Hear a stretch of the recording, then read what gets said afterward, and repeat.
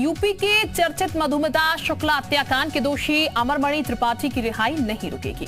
Supreme court ने अमरमणि और उनकी पत्नी की रिहाई पर रोक से इनकार कर दिया। सुप्रीम कोर्ट ने मधुमिता शुक्ला की बहन की अर्जी पर सुनवाई के बाद अमरमणि त्रिपाठी की रिहाई पर रोक लगाने से इनकार किया। हालांकि अदालत ने यूपी सरकार को नोटिस जारी करके 8 हफ्ते में जवाब मांगा है। इसको लेकर यूपी की सियासत भी गरमाई हुई है।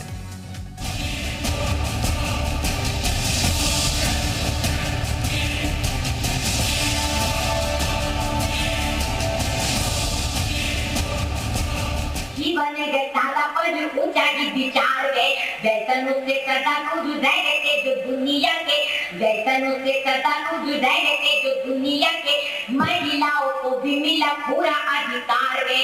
की संतानों के विचार की हाथ खोल करके बैठे हैं। 20 साल बाद मधुमिता शुक्ला हत्याकांड फिर चर्चा में है। इस हत्याकांड में सजायाफ्ता पूर्व मंत्री और पूर्वांचल के बाहुबली अमरमणि त्रिपाठी और उसकी पत्नी मधुमणि की रिहाई के आदेश हुए हैं। पति पत्नी गोरखपुर जेल में आजीवन कारावास की सजा काट रहे हैं। गुरुवार रात कारागार प्रशासन और सुधार विभाग ने रिहाई के आदेश जारी किए। उधर मधुमिता की बहन निधि शुक्ला ने अमरमणि की रिहाई पर रोक की गुहार लगाई। सुप्रीम कोर्ट ने शुक्रवार को अमरमणि त्रिपाठी और उनकी पत्नी मधुमणि को राहत देते हुए रिहाई पर रोक लगाने से इनकार कर दिया। उधर मधुमिता की बहन निधि शुक्ला ने सुप्रीम कोर्ट के आदेश के बाद यूपी सरकार से अमरमणि की रिहाई पर रोक लगाने की मांग की है। उन्होंने दावा किया है कि अमरमणि 11 साल से जेल ही नहीं गया, उसकी रिहाई का सवाल ही नहीं बनता। नहीं ठीक है, लेकिन सजा काटो तो सजा तो काटो। जो सुप्रीम कोर्ट ने नैनीताल हाई कोर्ट के निर्णय को बरकरार रखा था, तो सजा तो काटो। तुमने तो सजा ही नहीं काटी। आरटीआई से प्राप्त एक नहीं 50 कागज हैं, चाहे वो बीआरडी मेडिकल कॉलेज के हों, चाहे वो गोरखपुर जेल के हों, तमाम कागज हैं जो ये खुला लिखते हैं। ये हमने कागज राज्य सूचना आयोग से लड़ाई लड़के हासिल किए हैं। वो ये कागज बताते हैं कि ये जेल गया ही नहीं। तो जब जेल ही नहीं गया तो फिर सजा माफी की बात कहां से आती है? सरासर अन्याय हो रहा है मेरे साथ। हालांकि निधि शुक्ला की याचिका पर राज्य सरकार त्रिपाठी और उनकी पत्नी को नोटिस जारी करके 8 हफ्ते के भीतर जवाब मांगा गया है। अमरमणि त्रिपाठी और उनकी पत्नी फिलहाल गोरखपुर के बीआरडी मेडिकल कॉलेज में भर्ती हैं। वहीं इस मामले को लेकर अब सियासत भी शुरू हो गई है। प्रदेश कांग्रेस अध्यक्ष अजय राय ने मधुमिता शुक्ला हत्याकांड के दोषियों की रिहाई पर सवाल उठाते हुए कहा, जघन्य अपराध में शामिल लोगों को रिहा नहीं किया जाना चाहिए, इससे समाज में गलत संदेश जाएगा।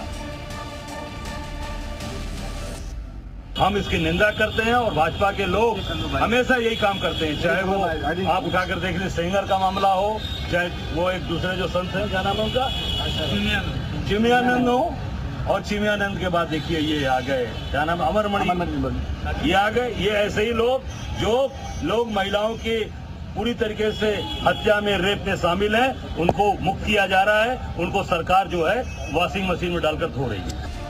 आपको बता दें कि कवित्री मधुमिता गर्भवती थी, जिनकी 9 मई 2003 को लखनऊ की पेपर मिल कॉलोनी में गोली मारकर हत्या कर दी गई थी। अमरमणि त्रिपाठी को सितंबर 2003 में हत्या के सिलसिले में गिरफ्तार कर लिया गया था, जिसके साथ वो कथित तौर पर रिश्ते में थे। देहरादून की एक अदालत ने अक्टूबर 2007 में अमरमणि त्रिपाठी और उनकी पत्नी मधुमणि त्रिपाठी को हत्या के मामले में आजीवन कारावास की सजा सुनाई थी। बाद में नैनीताल हाई कोर्ट और सुप्रीम कोर्ट ने दंपति की सजा को बरकरार रखा था। ब्यूरो रिपोर्ट, जी मीडिया। तो अब आप ये भी जानिए कि मधुमिता हत्याकांड का ये पूरा मामला है क्या। 9 मई 2003 को मधुमिता शुक्ला की गोली मारकर हत्या कर दी गई थी।